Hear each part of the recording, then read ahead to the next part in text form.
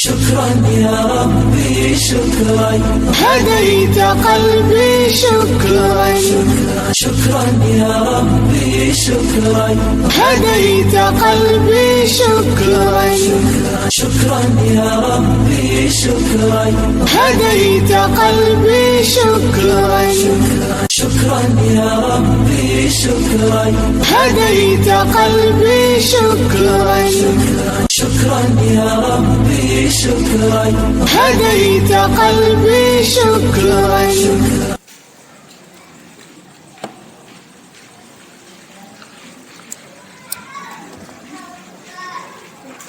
Bismillahirrahmanirrahim. Assalamualaikum warahmatullahi wabarakatuh.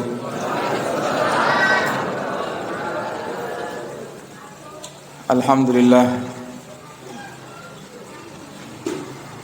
Alhamdulillahilladzi an'amana bi ni'matil imani wal islam wa ja'alana min ummati khairil anam.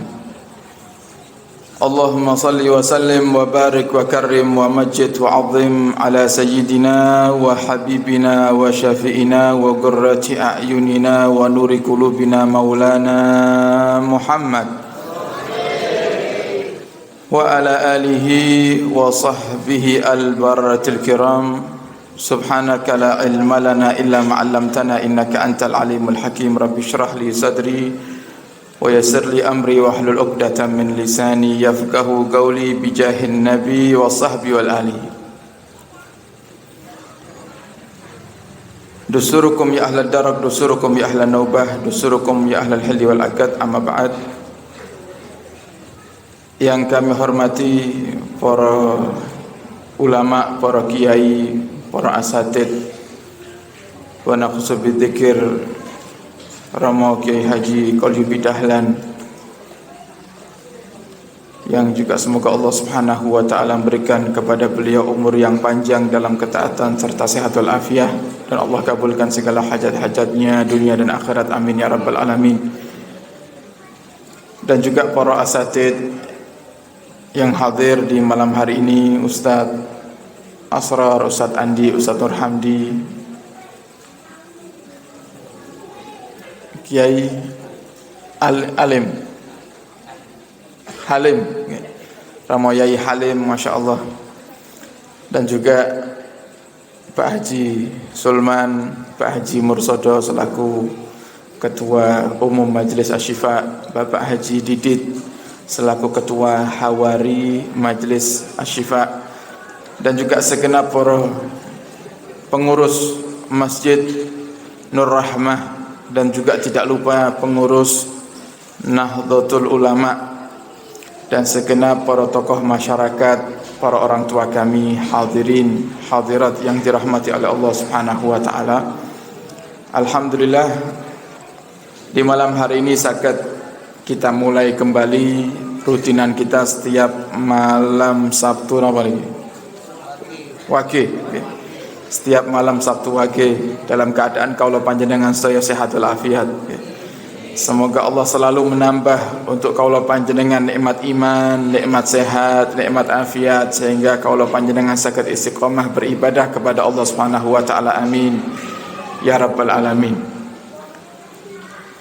Ma'asyiral hadirin hadirat hafizakumullah, sedikit kita akan bahas yang berkaitan dengan Ashhurul Hurum, bulan-bulan yang dimuliakan oleh Allah Subhanahu wa taala, yaitu ada 4 bulan yang saat ini kita berada di dalamnya, dan sebentar lagi kita akan memasuki bulan haram yang lainnya, yang selanjutnya yaitu bulan Dzulhijjah. Di dalam bulan-bulan haram kita dianjurkan oleh Nabi kita Muhammad sallallahu alaihi wasallam untuk memperbanyak ibadah, terutama di bulan Dzulhijjah yang sebentar lagi kaula panjenengan akan mendapatinya. Para salaf kita, para hadirin, salaf niku golongan umatnya Nabi yang hidup di 3 abad pertama. Niku disebut zaman salaf. Sehingga kaula panjenengan harus faham apa itu arti kata salaf. Karena lek kaulo panjenengan tidak faham arti kata salaf, maka semakin hari kata salaf ini akan semakin tidak dikenal oleh ahlu sunnah wal jamaah, yang sehingga menjadi salah satu nama yang dipakai oleh mereka orang-orang yang di luar akidah ahli sunnah wal jamaah. Sekarang ini para hadirin, kaulo panjenengan yang berakidah ahli sunnah wal jamaah, terutama nggih kaulo panjenengan ingkang derek organisasi terbesar Nahdlatul Ulama, itu harus faham apa arti kata salaf. Karena banyak di luar akidah-akidah, di luar akidah kaulo panjenengan yang mereka mengaku bahwasanya kelompok mereka adalah yang mengikuti salaf, sehingga mereka sebut diri mereka dengan sebutan salafi. Kata salaf itu para hadirin bukan kata yang identik dengan akidah sesat. Cuman karena jarang dijelaskan, jarang dipakai oleh umat Islam akidah ahli sunnah wal jamaah, akhirnya banyak orang-orang awam yang berakidah ahli sunnah wal jamaah memahami salaf itu adalah kelompok sesat. Nah, sekarang ingin kita luruskan para hadirin. Salaf itu adalah mereka orang-orang yang hidup di 3 abad pertama. Kalau mereka yang akidahnya berbeda dengan kaulo panjenengan, yang mengaku bahwasanya dirinya salafi, kenapa disebutnya salafi? Ada yaknya di belakang, itu maksudnya mereka mengaku kalau diri mereka pengikut salaf. Sebenarnya yang ikuti salaf nggih kaulo panjenengan iki.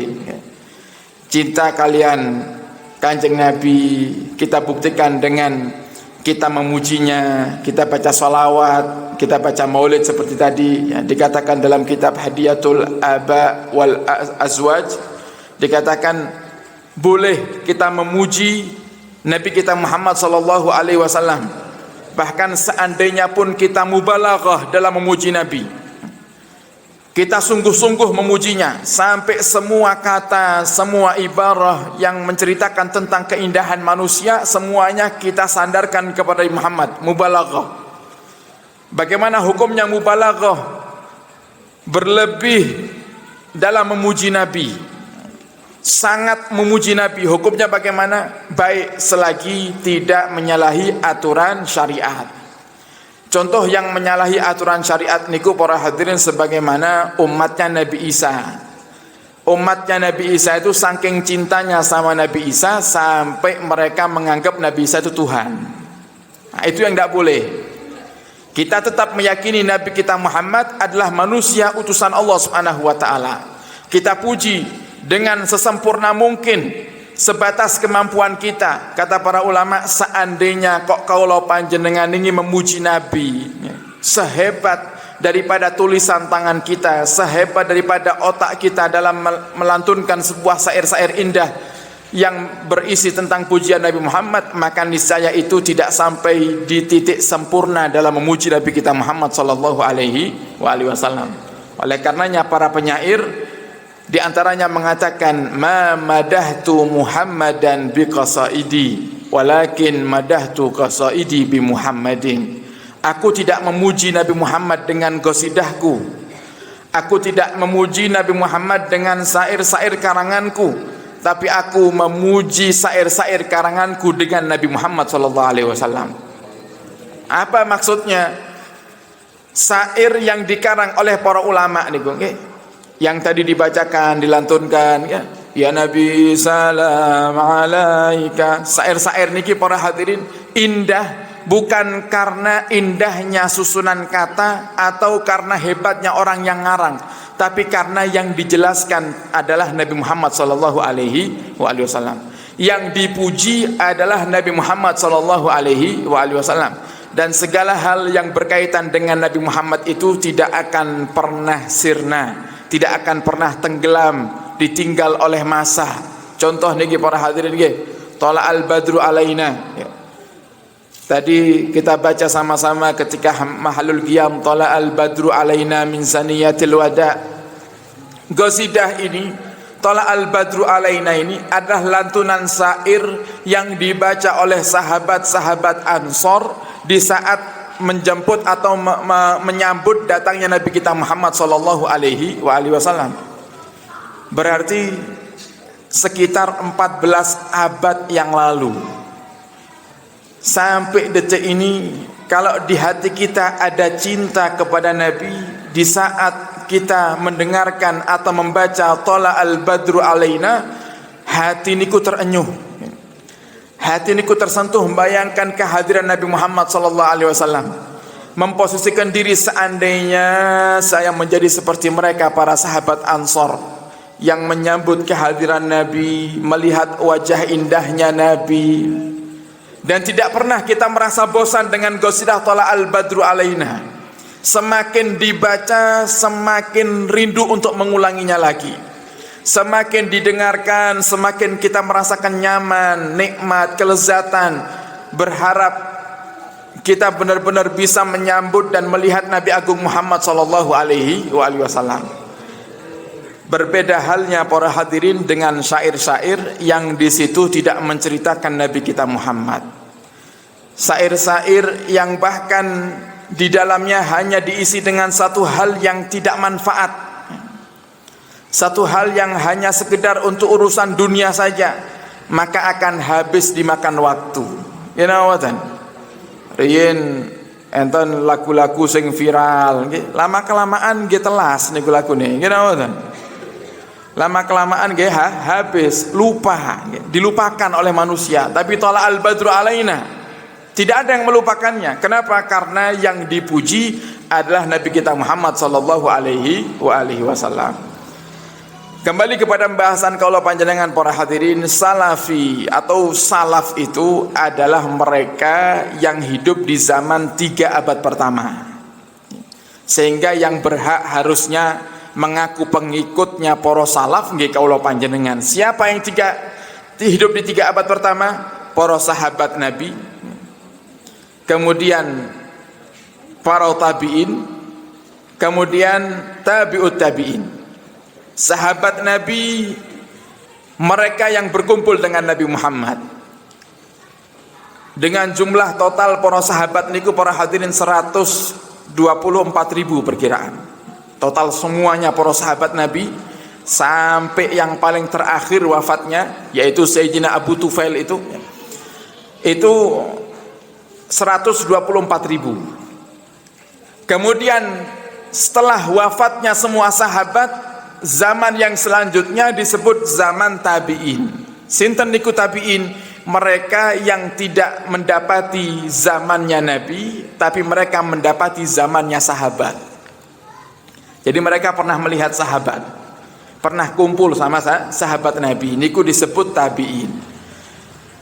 Kemudian tabi'in, setelahnya zaman tabi'ut tabi'in, pengikutnya para tabi'in. Sinten niku tabi'ut tabi'in? Mereka yang tidak melihat para sahabat, tidak menjamani zamannya para sahabat, tapi mereka menjamani zamannya para tabi'in. Disebut tabi'ut tabi'in, yang diperkirakan masa hidupnya mereka ya masa napa niku akhir ya, daripada setiap jenjangnya mereka sahabat tabi'in, tabi'ut tabi'in itu diperkirakan 3 abad. Sahabat 1 abad, kemudian tabi'in 1 abad, dan kemudian tabi'ut tabi'in 1 abad. Dan ini zaman dikatakan zaman yang terbaik, dan Nabi yang mengatakannya, khairul quruni qarni, sebaik-baiknya zaman zamanku. Kemudian yang selanjutnya, kemudian yang selanjutnya. Zamanku berarti zamannya Nabi dengan para sahabat. Kemudian yang selanjutnya zamannya para tabi'in. Kemudian yang selanjutnya zamannya tabi'ut tabi'in. 3 abad niki disebut zaman salaf. Para salaf niku para hadirin kalangan sahabat, tabi'in, tabi'ut tabi'in itu mereka suka menghidupkan 10 hari dalam 3 bulan. Mereka suka menghidupkan waktu-waktu malam di 10 hari dalam 3 bulan. Artinya kalau sudah 10 malam niki, mereka selalu mengisi waktunya dengan beribadah kepada Allah Subhanahu wa taala. Kapan niku? Yang pertama 10 malam akhir bulan Ramadan. 10 malam akhir bulan Ramadan, dari tanggal 21 sampai malam takbiran. Itu mereka, para ulama-ulama kita, para sahabat, tabi'in, tabi'ut tabi'in, mereka menghidupkan waktu malam 10 akhir Ramadan itu dengan memperbanyak mendekatkan diri kepada Allah Subhanahu wa taala. Oleh karenanya niki pelajaran kagem kula panjenengan. Kalau sudah sampai 10 akhir Ramadan justru jangan malah dibalik, nggih. Niki kan kenyataannya, prakteknya di dunia nyata niki, di zaman kita sekarang 10 akhir masjid malah tambah sepi. Gimana betul? Tarawih tambah sepi. Kemudian darusan sing biasa nih, masya Allah, bar tarawih sing derek darusan kathah niki tambah gede, namung takmir kali marbot. Tambah akhir tambah sepi. Itu kebalik, harusnya tambah akhir tambah rame harusnya. Nah, sehingga ini perlu kita sadari, jangan sampai di 10 akhir Ramadan yang semoga Allah pertemukan kalau panjenengan kembali dengan Ramadan yang akan datang, jangan sampai di akhir Ramadan justru malah kita gunakan untuk sibuk ngurusi urusan-urusan dunia. Kemudian yang kedua, 10 awal bulan Dzulhijjah yang sebentar lagi kita akan memasukinya. Mungkin kira-kira 3 atau 4 hari lagi ya, kita sudah masuk bulan Dzulhijjah. 10 hari pertama bulan Dzulhijjah itu para hadirin adalah hari-hari yang juga terbaik. Sampai Nabi Muhammad mengatakan dalam hadisnya, tidak ada hari-hari yang lebih baik untuk kita menambah amalan ibadah melebihi daripada 10 hari pertama bulan Dzulhijjah.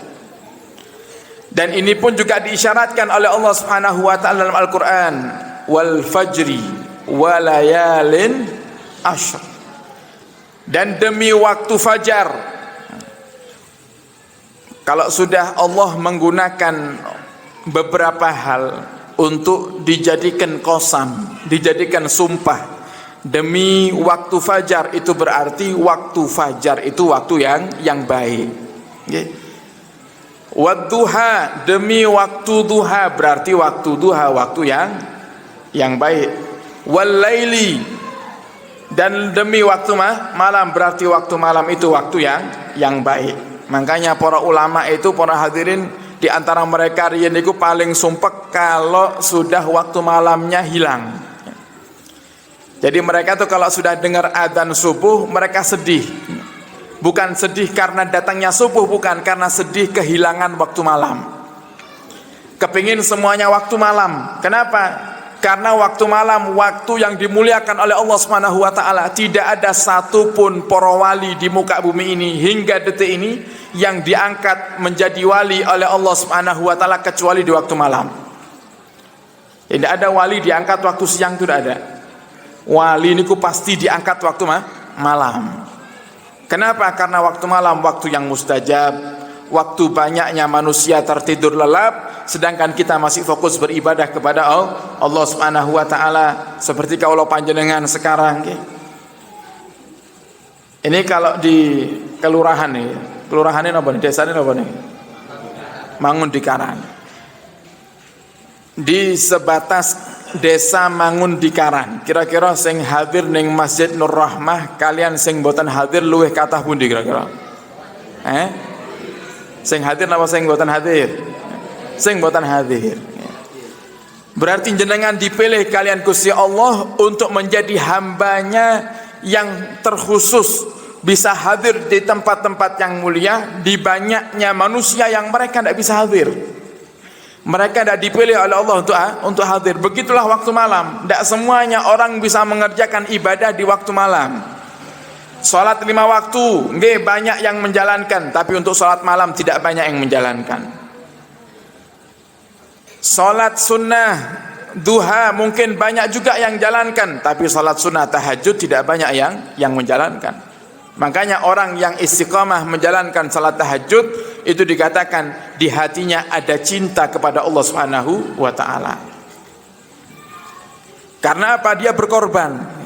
Pulang dari pengajian di Nur Rahmah. Oh, kok kebetulan Habib ceramahnya suwe, nggih. 12 sampai jam 11 misalnya, nggih. Tapi niki guyon niki, insyaallah mboten insyaallah nggih. Tenang. Sampai rumah jam 12. Wonten sing tiyang Tulungagung sampai rumah malam. Ada yang ngeluyu nggih, dugi ngeluyu niki. Mboten dugi. Oh, datang. Ah, masyaallah. Sing saking ngeluyu dugi kira jam 12 nggih. Sampai rumah nggih. Siap-siap istirahat ya paling tidak 12:30 baru tidur. Jam 3 bangun salat tahajud. Wah, hebat. Berarti dia rela untuk tetap bangun walaupun dia istirahatnya baru sebentar. Nah, sehingga mereka orang-orang yang menghidupkan waktu malam dengan beribadah, mereka ada cinta dalam hatinya kepada Allah Subhanahu wa taala. Walayalin ashr. Kata Allah dalam Al-Quran, wal fajri walayalin ashr, malam yang 10 demi waktu fajar dan demi waktu malam yang 10. Sayyiduna Abdullah ibn Abbas atau yang dikenal dengan sahabat Ibnu Abbas, beliau yang pernah mendapatkan doa dari Nabi Muhammad, Allahumma faqihhu fid din wa alimhu ta'wil. Ya Allah, cerdaskan Abdullah ibn Abbas daripada ilmu fikih, fahamkan dia ilmu fikih, wa alimhu ta'wil, dan ajarkan kepadanya ilmu ta'wil, ilmu tafsir, sehingga Sayyidina Abdullah bin Abbas dikenal dengan hebatnya beliau dalam mentafsiri ayat-ayat Al-Quran. Sayyidina Abdullah bin Abbas mentafsiri ayat walayalin ashr, beliau katakan yang dimaksud di situ adalah 10 malam awal Dzulhijjah.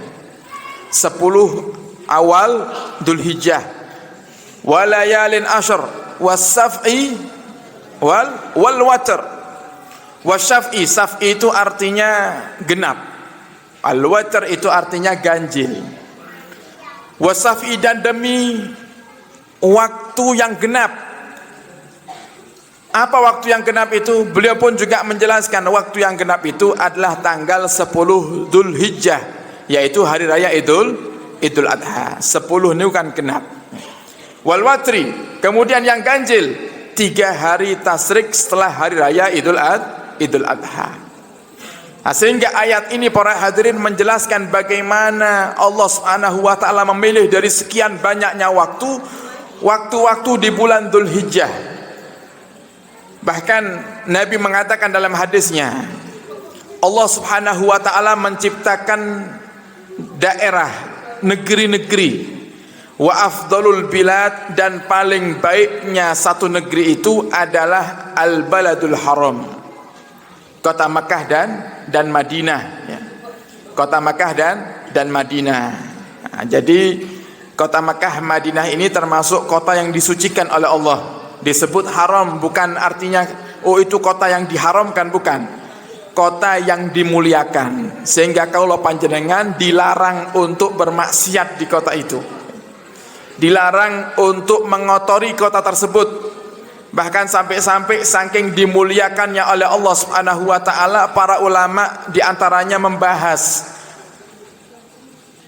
tidak boleh kalau panjenengan membawa tanah haram menuju keluar daripada tanah haram. Ini sebagian ulama mengatakan tidak boleh kita bawa tanah dari Mekah keluar dari Mekah. Oh, jenengan haji umrah ngantongi sak kresek, ngantongi sak kresek dienggo jimat, bagi-bagi neng tanggane, wis timbangannya oleh-oleh kurma larang, oleh-oleh gamis tambah luwih larang, wis oleh-oleh lemah ae, kan gratis, isok njupuk sak kresek, wis koperku tak iseni lemah. Oh, karena ahli sunnah wal jamaah niki kan luar biasa, nggih mustaqid, yakin dengan keberkahan, dan memang ada keberkahan itu. Karena enten tiang-tiang niku saya ngomong tidak ada keberkahan tuh. Keberkahan itu hanya milik Allah, ya benar, tapi ada perantaranya. Kalau memang keberkahan dari tempat yang mulia, keberkahan dari orang-orang yang dimuliakan oleh Allah itu tidak ada, tidak mungkin. Dulu Sayyidina Khalid ibn Walid setiap perang itu meletakkan rambutnya Nabi di atas kepalanya. Khalid bin Walid itu para hadirin sebelum masuk Islam sudah dikenal dengan panglima perang yang paling hebat. termasuk yang menjadikan sebab kaum muslimin kalah di perang Uhud nggih Khalid bin Walid niki. Jadi di perang Uhud Khalid bin Walid niku dereng mlebet datang agama Islam. Masih kafir. Kemudian Khalid bin Walid masuk ke dalam Islam dan selalu dijadikan panglima perang. Sebagaimana dulu di waktu dia kafir, dia menjadi panglima perang dan selalu mendapatkan kemenangan. Di saat masuk Islam, para hadirin, setiap mau memimpin peperangan, Sayyidina Khalid itu selalu meletakkan rambutnya Nabi yang dia bungkus di dalam kopiah perangnya, topi perangnya, dimasukkan ke dalam, taruh di atasnya. Apa coba niatnya? Sayyidina Khalid bin Walid meletakkan daripada rambutnya Nabi di atas kepalanya. Tujuannya untuk mencari keberkahan dari Nabi kita Muhammad sallallahu alaihi wasallam. Nah, sehingga keberkahan itu nggak ada, tapi harus tahu caranya, harus tahu hukumnya. Lek panjenengan umroh kok haji pun jenengan jangan bawa tanah dari sana untuk keluar, karena sebagian ulama mengatakan bahwasanya membawa tanah haram keluar dari haram itu hukumnya adalah haram, tidak boleh. Ada yang mengatakan makruh. Kalau yang mengatakan haram wajib dikembalikan lagi. Cobi bayar tiket malih jenengan. Sebutan apa-apa kersane balik malih mereka. Ngapusi Gusti Allah jenengan. Tidak boleh kita bawa tanah. Juga termasuk kita yang di Indonesia, sering terkadang kita melakukan satu amaliyah yang sangat-sangat dianjurkan, ziarah para wali. Nggih, ziarah wali. Itu sering saya lihat kalau ada yang ziarah wali, nggih. Bar maca Yasin, maca tahlil, kemudian doa, mau pulang nggih, kembange wali niku dikerawuk nggih. Sak cakup dikantongi. Kembangnya itu diambil dikantongi. Kalau kembangnya kering masih tidak apa-apa, berarti. Tapi kalau sudah kembangnya itu masih basah, haram, jangan bawa pulang. Tidak boleh. Elek sing garing beb pun boten enten ambu wangine ya. Enak ini ki sing tasik seger-seger niku lho beb, nggak dikantongi mangke dibagine datang keluarga teng griya, kemudian ditaruh di air. Itu satu sisi ada benarnya, tapi caranya jenengan salah. Itu mengambil bunga yang masih basah di atas makamnya wali, itu jenengan sama dengan merugikan orang yang dikubur. Karena apa? Kata Nabi Muhammad, selagi tanaman yang diletakkan di atas kuburan itu masih basah, maka dia akan bertasbih, beristighfar, yang pahalanya untuk mereka yang ada di kubur di bawahnya niku.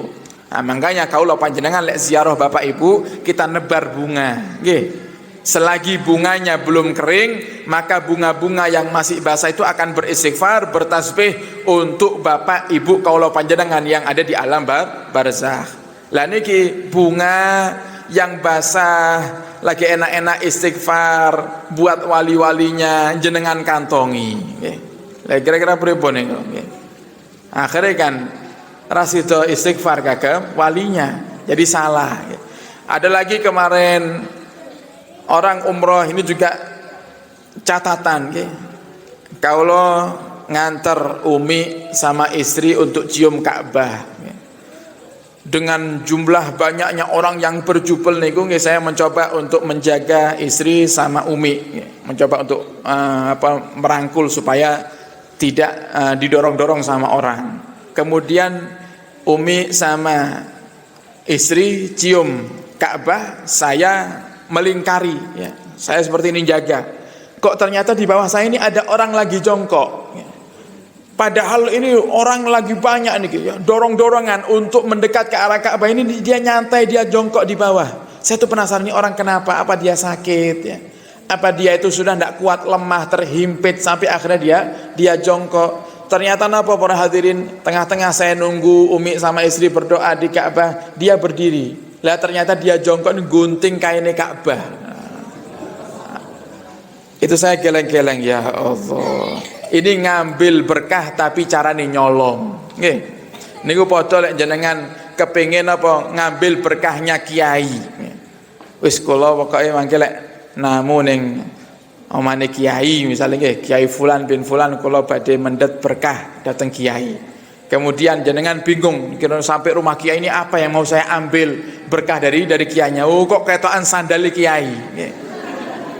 Mulih langsung jenengan kantongi kreseki sandal kiai berkah barokah insyaallah mboten barokah nggih haram dosa. Nggih.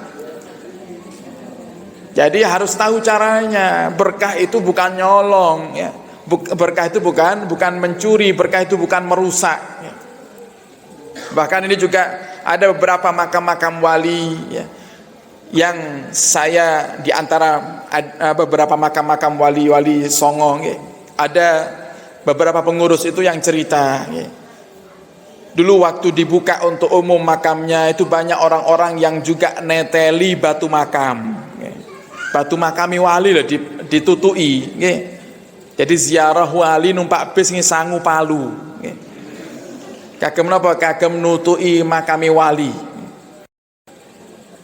Alasannya cari berkah. Saya tanya, terus batunya dibuat apa? Nanti batunya dibuatkan karena batunya makam itu batu alami, Beb. Nanti sampai rumah mereka buat batu akik. Jadi mereka bangga-banggakan loh, batu makami Sunan Fulan. Niki batu makami Sunan Gunung Jati. Dibanggakan, nyolong bangga. Gini contohnya. Nyolong bangga. Jadi caranya tidak seperti itu. Keberkahan itu ada. Dan keberkahan itu nyata para hadirin. Tapi caranya pun juga harus sesuai dengan aturan Allah Subhanahu wa taala. Nah, kembali kepada pembahasan kita. Sayyidina Khalid ibn Walid itu termasuk yang mengambil keberkahan dari Nabi kita Muhammad sallallahu alaihi wasallam. Sehingga di saat kaulo panjenengan ingin mengambil keberkahan, ya tentunya kita harus tahu caranya. Di antaranya kita harus yakin kalau apa yang kita ambil ini hukumnya adalah halal. Baru kita akan dapatkan keberkahannya. Al-baladul haram dikatakan balad yang haram adalah kota atau negeri yang disucikan, yaitu Makkah dan Madinah. Ini baru-baru ini ada satu orang yang mengaku dirinya ustadz atau kiai, pemimpin pondok pesantren yang mengatakan tidak perlu capek-capek susah-susah ke tanah suci ya, Mekah ya. Ini di Indonesia sudah suci. Nah, ini kan perlu diluruskan nih, okay? Ya kita yakin, kita cinta Indonesia dan wajib hukumnya kita mencintai tanah air kita. Hubbul watan minal iman. Cinta negeri, tanah air itu termasuk tanda iman. Kita cinta negara Indonesia, wajib hukumnya bagi kita. Tapi bukan berarti kemudian karena kita cinta dengan negara Indonesia, kita tidak menjalankan ibadah haji dengan alasan Indonesia sudah suci bagi kita. Ya tetap haji tidak bisa dirubah. Jangan karena Indonesia kita yakini suci, negara yang kita cintai, kemudian kok kita haji ini neng Indonesia. Tiang mangun dikaran gaya Ka'bah dhewe. Gaya Ka'bah saka banner kemudian muter keliling ping 7. Bareng ngoten ngaku-ngaku sampun haji tidak bisa. Ya tetap mau tidak mau harus berangkat ke Mekah. Mau tidak mau yang namanya ziarah Nabi, ingin mendapatkan sholat yang dilipat gandakan sampai 1000 kali lipat, ya sholatnya di Masjid Nabawi. Ingin mendapatkan sholat yang dilipat gandakan sampai 10.000 kali lipat, sholatnya ya di Masjidil Haram. Sholat di Masjid Nur Rahmah besar pahalanya, di Masjid Nabawi lebih besar, di Masjidil Haram sangat lebih besar. Nah, sehingga punya keistimewaan masing-masing.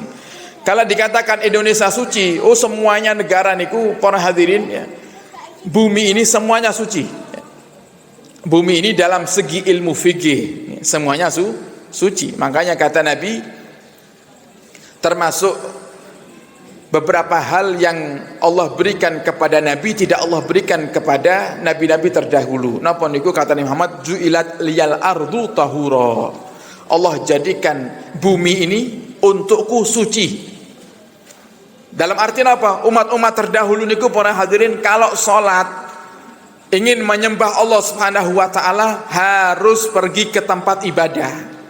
Lah istilah yang saat ini masjid. Orang dulu umat-umatnya nabi-nabi terdahulu kalau mau beribadah kepada Allah harus datang ke masjid.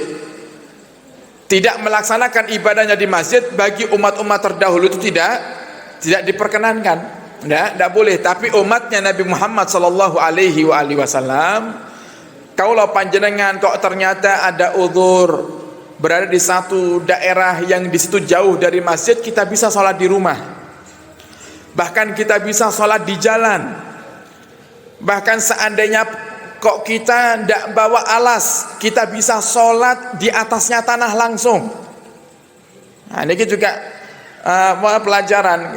Like misal jenengan di perjalanan yang jauh di waktu Jumat, kemudian jenengan ingin mencari masjid, kok tidak ketemu masjidnya, sampai akhirnya ketemu satu masjid, lah kok ternyata masjidnya itu penuh, sehingga masjid sampai membludak keluar, jamaah masyarakat sekitar semuanya pada bawa sejadah, sedangkan kaulah panjenengan tidak bawa sejadah. Gimana? Tidak jadi masalah sholat di bawah itu. Ya paling cuman kotor itu tidak mesti najis. Kenapa kan? Kotor itu tidak mesti najis. Bapak berangkat Jumatan pakai baju putih, kebetulan sebelum Jumat, waktu adzan Jumat tiba, tadi hujan deras, jalan dibangun di karan, enek sepeda motor yang ngebut, tidak punya akhlak, tidak punya adab, banjir langsung biur nyiprat ke baju jenengan, akhirnya sing tadinya putih dados coklat. Pripun apa hukumnya najis? Tidak najis, cuman kotor. Selagi saged diganti, nggih jenengan ganti. Lek mboten saged, nggih pun jenengan salat walaupun pakaiannya kotor, mboten napa-napa. Nah, kalau kita berkata, oh kalau kotor itu najis, lo zaman dulu niku para hadirin zamannya Nabi mboten enten masjid di keramik kados sakniki niki. Makanya kan di dalam Al-Qur'an itu ada ciri-ciri orang yang ahli salat, ya. Tampak di wajahnya asarus sujud, tampak di wajahnya bekas sujud. Itu sebagian ulama ahli tafsir mengatakan bekas sujud yang dimaksud di dalam Al-Quran itu adalah orang-orang dulu, para sahabat niku. Kalau mereka sholat malam, tidak ada listrik, tidak ada lampu, mereka sholat niku nggih teng masjid, masjidnya nggih pasir, lantainya masjid niku nggih pasir. Mereka sujud, sholat, sujud terus sampai ketemu waktu subuh, mereka subuh berjamaah sampai mereka datangi atau mereka dapati waktu isyraq. Mereka sholat isyraq, sholat duha, keluar dari masjid. Ini napa niki? Dahinya nggih, jidate mereka niki niku penuh dengan debu. Sehingga ini kelihatan kalau orang banyak sholat karena dahinya penuh dengan debu. Jadi tidak ada keramik. Ya, memang boleh. Kalau kita bicara suci, ya semuanya bumi ini suci selagi kita tidak melihat ada najis di situ. Kok jenengan kelihatan ada basah di jalan, jenengan tidak kelihatan itu basah datangnya dari mana, maka ya hukumnya hukum asal, yaitu suci. Kecuali kalau muncul tanda, oh ada aroma yang tidak sedap, oh ini ternyata air kencingnya kucing misalnya, kita hukumin najis. Tapi kalau sekedar basah, tidak ada aroma busuknya, tidak ada baunya, cuman sekedar basah begitu aja, maka dihukumi seperti hukum asalnya, yaitu suci. Nah, niki para hadirin Baladul Haram. Kemudian Nabi katakan dalam hadis tersebut, dan Allah ciptakan masa, Allah ciptakan waktu, sebaik-baiknya waktu adalah al-ashhurul hurum, bulan-bulan yang diharamkan oleh Allah Subhanahu wa taala. Sebaik-baiknya daripada bulan-bulan yang diharamkan itu ada hari-hari, sebaik-baiknya hari adalah asyrul awal min Dzulhijjah, 10 hari pertama dari bulan Dzulhijjah. Sehingga para hadirin, sebentar lagi kita akan masuki bulan Dzulhijjah. Apa yang perlu kita lakukan? Perbanyak ibadah. Begitu sudah bulan haram, bulan yang dimuliakan, bulan Dzulhijjah lebih harus kita muliakan dengan banyak ibadah. Masuk bulan Dzulhijjah, perbanyak ibadah kepada Allah.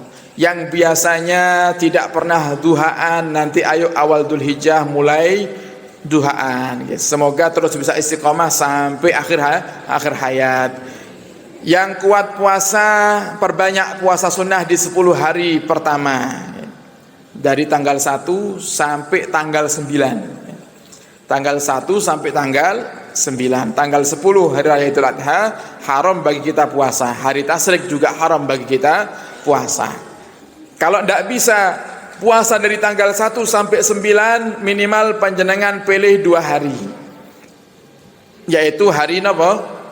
Hari Tarwiyah dan Arafah, tanggal 8 dan tanggal 9. Kalau ternyata tidak mampu, minimal 1 hari. Hari Arafah. Karena dikatakan juga dalam hadis yang tadi saya sebutkan, wa afdalul ayyam, dan sebaik-baiknya hari dari 10 hari pertama bulan Dzulhijjah adalah Yaumu Arafah. Hari Arafah, hari di mana Allah Subhanahu wa taala memberikan ampunan besar-besaran bagi setiap hamba-hambanya yang mau kembali kepadanya. Nah, sehingga di hari Arafah jalankan puasa nanti, nggih. Insyaallah siap puasa saudara, nggih. Insyaallah yang biasanya tidak kuat puasa, semoga nanti hari Arafah dikasih kuat oleh Allah Subhanahu wa taala. Kemudian tanggal 10 Dzulhijjah, waktu malamnya, yaitu pagi hari kita puasa Arafah, malamnya sudah masuk 10 Dzulhijjah atau yang kita kenal dengan malam takbiran. Kalau sudah malam takbiran, jangan lupa munajat kepada Allah, karena kata Nabi dan juga disebutkan oleh Imam Syafi'i, ada 5 malam yang mulia, diantaranya adalah malam hari raya Idul Adha dan hari raya Idul Fitri. 2 hari raya ini malam-malamnya mulia para hadirin. Yang paling mulia dari kedua malam hari raya, malam Idul Adha. Kalau kita ditanya mana lebih afdal, malam hari raya Idul Fitri atau malam hari raya Idul Adha? Idul Adha paling afdal. Kenapa? Karena ada nasnya langsung dari Al-Quran. Dan Allah sebut dalam Al-Quran, Allah katakan, inna a'tayna kal kautsar fasalli li rabbika wanhar. Salatlah untuk diniati untuk Tuhanmu, lillahi ta'ala maksudnya, wanhar, dan sembelihlah, berarti hari raya Idul Adha. Sehingga hari raya Idul Adha lebih afdal daripada hari raya Idul Fitri. Nah, sehingga malam harinya diisi dengan munajat. Kemudian hari raya Idul Adha, yang mampu untuk berkurban, ayo berkurban. Nah, kalau sudah masuk Dzulhijjah niku para hadirin, kambing niku luwih larang teko Nmax. Gimana kan? Kambing luwih larang teko Innova. Kenapa? Beli Innova bisa, beli kambing satu tidak bisa. Beli motor dia bisa, tapi beli kambing satu tidak bisa. Kenapa? Karena itu bukti kalau kita masih cinta dunia, tidak cinta Allah Subhanahu wa taala. Nah, sehingga para hadirin dianjurkan kalau panjenengan untuk berkurban. Di hari Idul Adha berkurban. Satu keluarga ada 5 orang, tidak bisa kurban semuanya, minimal diwakili 1 orang. Yang kepala keluarganya mengeluarkan 1 kambing, tapi tetap niatnya untuk 1 orang. Cuman mewakili daripada semua keluarga yang tidak bisa berkurban bersamaan. Jadi ada namanya sunnah ainiyah, ada sunnah kifayah. Sunnah kifayah itu sunnah yang dilakukan 1 orang, maka yang lainnya gugur kesunahannya. Kados fardu ain kalian fardu kifayah. Fardu kifayah contohnya apa? Salat jenazah. Selagi masih ada di Mangundikaran orang yang nyolati jenazah, maka yang lainnya yang tidak ikut sholat jenazah gugur, tidak ikut dosa, karena masih ada yang nyolati. Tapi kalau satu Mangundikaran tidak ada yang mau nyolati jenazah orang yang muslim, maka satu Mangundikaran semuanya dosa, semuanya kena dosa. Mau yang tahu atau yang tidak tahu, mau yang hadir takziah atau yang tidak hadir takziah, semuanya kena dosanya. Nah, sunnah pun juga seperti itu. Ada sunnah ainiyah, ada sunnah kifayah. Sunnah kifayah ya contohnya tadi itu. Satu keluarga ber5, tapi kalau mau beli kambing 5 tidak ada duitnya.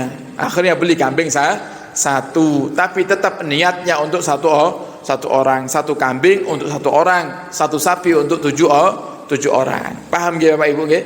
Nah, yang punya kemampuan untuk berkurban. Kata Nabi Muhammad, "Man kana lahu sa'ah wa lam yudhahi fala yakrubanna musallana." Siapa yang diberikan oleh Allah rizki yang berlimpah di hari Idul Adha atau di bulan Dzulhijjah tapi dia tidak mau berkurban, maka jangan sekali-kali kalian mendekati musola-musola kami. Coba, ini apa namanya, peringatan keras dari Nabi Muhammad. Sing suke-suke ojo pelit. Siapa di antara panjenengan yang pelit di hari raya Idul Adha tidak mau nyembelih kurban, tapi lek giliran bagi-bagi daging daftar paling pertama dhewe, nggih. Kata Nabi, fala yakrubanna musallana, ojo cidek-cidek karo musalla kami, jangan dekati masjid kami, tidak pantas ngisin-ngisini. Nah, kenapa? Masjid ini rumahnya Allah, yang ngasih kalau panjenengan rezeki Allah, tapi kita perhitungan sama Allah. Berarti orang tidak tahu malu. Yang tidak tahu malu jangan dekat sama Allah, ngisin-ngisini. Nah, sehingga yang punya kemampuan berkurban, ayo berkurban. Nah, titip di Masjid Mangundikaran, Masjid Nur Rahmah. Ya, biasanya setiap masjid ngadakan panitia kurban biasanya, nggih. Di sini ada juga Satur Hamdi, ada nggih? Nah, titip. Ya, semoga tahun ini bisa kurban semuanya, nggih.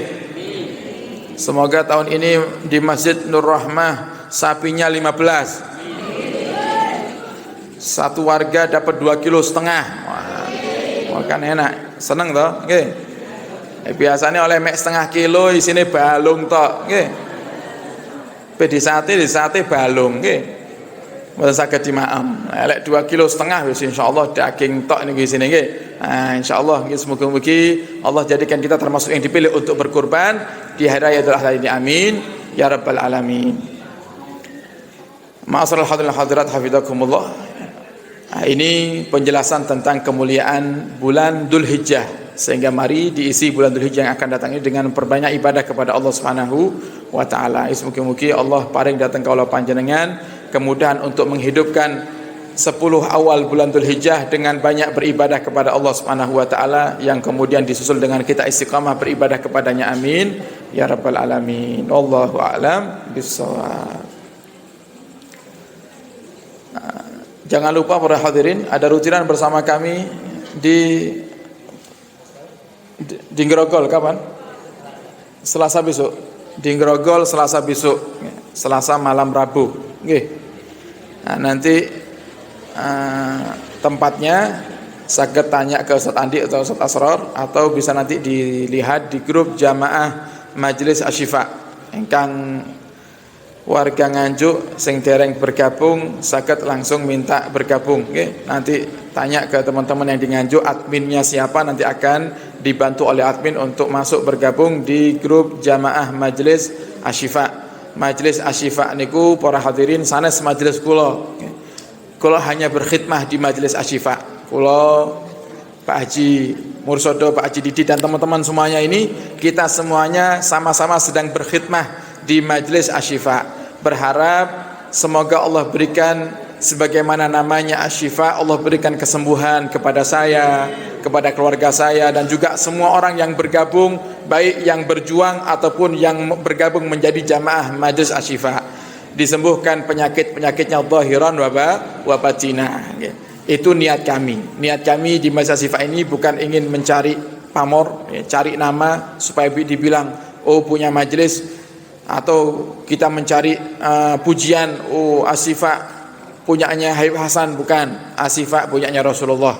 Hakikatnya semua majelis itu miliknya Rasulullah, karena yang benar-benar berjuang untuk berdakwah yang sungguhnya hanya Nabi kita Muhammad sallallahu alaihi wasallam. Lek kaula panjenengan ini hanya ngaji bareng, nggih. Seperti ini bukan saya ngajarin jenengan, ngaji bareng. Makanya saya tidak pernah di majelis saya bangguni orang yang tidur, nggih. Sing tidur nggih ben-bene tidur, nggih. Wong jenenge mawon ngaji bareng, nggih. Sing purun ngaji nggih ngaji, sing ngantuk nggih dilem, kan ngoten, nggih. Dan saya berharap mugi-mugi lek enek sing dugi ning majelis kawula kok ternyata di majelis tidur, mugi-mugi mimpi Nabi Muhammad saged nyampaikan salam kula dhateng Nabi Muhammad. Mangke lek enek sing turu Pak ojo ditangeni, nggih. Bae ta mimpi Nabi, tapi lek wayah mulih jenengan gugahi, nggih. Masakane lek mulih boten digugahi nggih, akhire tilem sampai subuh nang mriki nggih. Ah niki para hadirin Yang belum bergabung, sakit bergabung untuk mengetahui informasi majelis kelilingan kita, baik di area Nganjuk, di Kediri, atau di Tulungagung dan Blitar. Nah, kita kelilingan Kediri, Blitar, Nganjuk, Tulungagung untuk sama-sama mengajak diri kami pribadi dan juga umatnya Nabi agar bisa mencintai Nabi Muhammad SAW. Dan mari kita tutup majlis ini dengan kita berdoa bersama-sama. Sebelumnya saya minta Fatihah para hadirin untuk kelancaran program Majelis Asy-Syifa. Saat ini kita menjalani 2 program yang besar. Kalau programnya banyak, program Asy-Syifa itu banyak dan planning ke depannya pun juga banyak. Kita kepingin nanti suatu hari kita setiap bulan sekali bagi-bagi sembako, karena masih banyak umat-umat Islam yang mereka butuh bantuan daripada umat-umat Islam yang kaya raya. Kemudian juga yang saat ini sedang kita jalani para hadirin, program pertama yaitu pembangunan gedung dakwah Majelis Asy-Syifa atau yang kita sebut dengan Mabes Markas Besar Asy-Syifa yang ada di Dusun Belimbing, Desa Jeli, Kecamatan Karangrejo, Kabupaten Tulungagung. Mohon hadiah Fatihah dari panjenengan. Semoga juga Allah berikan dan Allah kirimkan pejuang-pejuang ikhlas ahli surga untuk mencukupi semua kebutuhan pembangunan hingga sempurna. Estimasi biaya yang dibutuhkan 5M. Estimasi yang dibutuhkan 5M. Itu uang kecil bagi Allah Subhanahu wa taala. Dan saya yakin dengan doa panjenengan Allah akan kirimkan pejuang-pejuang ikhlas ahli surga. Kemudian program yang kedua, perluasan lahan majelis. Perluasan lahan majelis yang ada di timur Mabes Asy-Syifa, ada di timur bangunan yang sedang kita bangun seluas 110 ru. Itu membutuhkan biaya 330 juta yang harus kita bayarkan kira-kira 4 bulan yang akan datang. 4 bulan yang akan datang sudah harus dilunasi dan terkumpul kira-kira berapa Pak Haji? 180-an. Dari 330 juta terkumpul 180. Berarti kurang berapa? 150 kurang 150-an juta. Nah, kalau 5M kecil apalagi 150 tambah ke kecil. Insyaallah dalam minggu ini Allah kirimkan pejuang-pejuang ikhlas ahli surga untuk mencukupinya insyaallah. Amin ya rabbal alamin. Ala hadhihi niyyah wa la kulli salihah bisril Fatihah.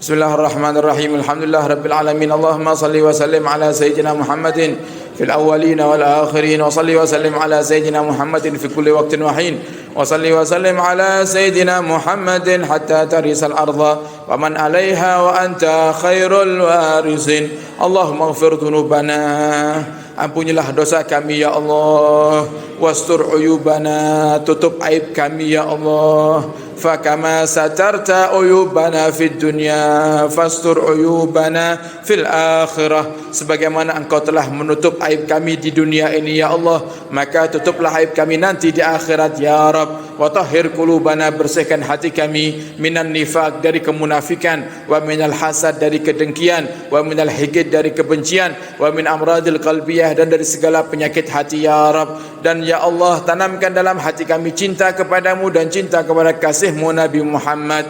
Dan ya Rabb, mohon berikan kepada kami ya Allah, kami mohon kepadamu berikan kepada kami pintu taubat ya Allah. Kau bukakan untuk kami di malam hari ini ya Allah. Bukakan pintu taubat untuk kami di malam hari ini ya Allah, sehingga kau jadikan taubat kami di malam hari ini taubatan nasuha, taubatan nasuha, taubatan nasuha, taubat yang sungguhnya ya Rabb. Kami sadar dosa kami banyak ya Allah. Kami sering ya Allah menunda-nunda perintah-Mu ya Allah. Kami sering ya Allah menunda-nunda untuk melaksanakan perintah dan perintah kasih-Mu Nabi Muhammad sallallahu alaihi wasallam. Kami juga sering meremehkan sunnahnya Nabi Muhammad. Maka ampuni kami ya Allah. Terimalah taubat kami ya Allah. Maafkan kesalahan kami ya Allah. Yang sakit di antara kami sembuhkan ya Rabb. Yang sakit sembuhkan ya Allah. Sembuhkan kedua orang tua kami ya Allah. Sembuhkan kakek nenek kami ya Allah. Sembuhkan mereka orang-orang kami cintai ya Allah. Siapapun yang pernah berbuat baik kepada kami, sembuhkan mereka dari penyakit-penyakitnya zahiran wa batinan ya Rabb. Dan ya Allah, panjangkan umur kami dan mereka semuanya dalam ketaatan serta sehat wal afiah. Yang sempit rezekinya lapangkan ya Rabb. Yang belum kau berikan pekerjaan ya Allah, berikan kepada kami pekerjaan yang halal barakah. Dan jauhkan kami dari yang haram. Cukupkan kami dengan yang halal. Dan yang terlilit hutang ya Allah, mudahkan kami untuk melunasi hutang-hutang kami ya Rabb. Dan berikan ya Allah kepada kami kemudahan untuk selalu bisa menjadi hamba-Mu yang kau berikan rezeki yang lancar dan menjadi orang yang dermawan, orang yang ahli sedekah, orang yang ahli infak. Jauhkan kami dari sifat pelit ya Rabb. Dan ya Allah, panjangkan umur kami dalam ketaatan serta sehat wal afiah. Mudahkan kami untuk menghidupkan ya Allah awal-awal bulan Dzulhijjah yang akan datang dengan berbanyak beribadah kepadamu, memperbanyak bersalawat kepada kekasihmu Nabi Muhammad. Dan ya Allah, kami semuanya yang hadir di masjid ini ya Rabb, kami rindu ya Allah di saat kami mendengar kabar saudara kami kau berangkatkan haji, keluarga kami ada yang berangkat haji, guru-guru kami ada yang berangkat haji, hati kami pun rindu ya Allah untuk melaksanakan ibadah haji. Maka mudahkan kami semua yang hadir di masjid ini untuk bisa berziarah Makkah dan Madinah, menjalankan ibadah haji dan umrah setiap tahun bersama orang tua kami, guru-guru kami, istri kami, anak-anak kami dan orang-orang yang kami cintai ya Rabb. Jangan biarkan kami ya Allah jauh dari Makkah dan Madinah. Jangan jadikan kami ya Allah hamba-hamba-Mu yang kau haramkan untuk menginjakkan kaki di Makkah dan Madinah. Dan ya Allah, kami rindu untuk berziarah ke makam kasih-Mu Nabi Muhammad, duduk di raudhah kasih-Mu Nabi Muhammad, mengucapkan salam di hadapan Sayyidina Muhammad. Dan ya Allah, mudahkan kami untuk bisa berkorban di tahun ini ya Allah. Mudahkan kami untuk bisa berpuasa ya Allah di hari Arafah ya Rabb. Dan mudahkan kami ya Allah untuk bisa menjadi hamba-hamba-Mu yang kau ridai ya Allah, yang kau ampuni dosa ya Allah, yang kau rahmati ya Allah. Dan ya Allah, kami mohon kepadamu, berkahi sisa umur kami ya Rabb, berkahi istri kami ya Allah, berkahi anak-anak kami ya Allah, berkahi pekerjaan kami ya Allah, dan berkahi segala sesuatu yang telah kau berikan kepada kami ya Allah. Dan ya Allah, mudahkan kami untuk menumbuhkan cinta dalam hati kami kepada kasih-Mu Nabi Muhammad, karena kami rindu dengan Sayyidina Muhammad. Kami ingin berjumpa dengan Sayyidina Muhammad. Kami sering mendengarkan lantunan-lantunan maulid dibaca ya Allah, lantunan qasidah dibaca ya Allah, yang isinya semuanya menceritakan tentang kesempurnaan Sayyidina Muhammad. Maka kami pun ya Allah rindu untuk berjumpa dengan Sayyidina Muhammad. Maka di malam hari ini ya Allah, di saat kau izinkan kami pulang ke rumah, kemudian kau takdirkan kami untuk tertidur ya Allah, maka ya Rabb, hadirkan wajah indah Sayyidina Muhammad dalam mimpi kami ya Allah. Kami ingin mencium tangan Sayyidina Muhammad, memeluk tubuh harum Sayyidina Muhammad, meminta nasihat dari Sayyidina Muhammad dan meminta doa dari Sayyidina Muhammad. Maka ya Allah, mudahkan kami untuk berjumpa dengan Sayyidina Muhammad, tumbuhkan cinta dalam hati kami kepada Sayyidina Muhammad, dan kelak kumpulkan kami bersama Sayyidina Muhammad. Dan ya Rabb, kami mohon kepadamu setelah kau panjangkan umur ya Allah, kelak di saat kau hendak cabut nyawa kami dalam keadaan husnul khatimah, mati dalam keadaan iman. Kami ingin mati di saat kami sujud dengan khusyuk ya Allah. Kami ingin mati di saat kami sedang berdakwah ya Allah. Kami ingin mati di saat kami sedang membaca Al-Quran ya Allah. Kami ingin mati di saat kami sedang beribadah kepadamu ya Rabb. Jangan cabut nyawa kami di saat kami sedang maksiat. Jangan cabut nyawa kami ya Allah di saat kami sedang lalai. Jangan cabut nyawa kami ya Allah di saat kami sedang sibuk dengan dunia kami ya Rabb. Ya Rabbi bil Mustafa بلغ مقاصدنا واغفر لنا ما مضى يا واسع الكرم ربنا هب لنا من أزواجنا وذرياتنا قرة أعين واجعل المتقين إماما ربنا ظلمنا أنفسنا وإن لم تغفر لنا وترحمنا لنكونن من الخاسرين ربنا آتنا في الدنيا حسنة وفي الآخرة حسنة وقنا عذاب النار وصلى الله على سيدنا محمد وآله وصحبه وبارك وسلم والحمد لله رب العالمين بسر الفاتحة.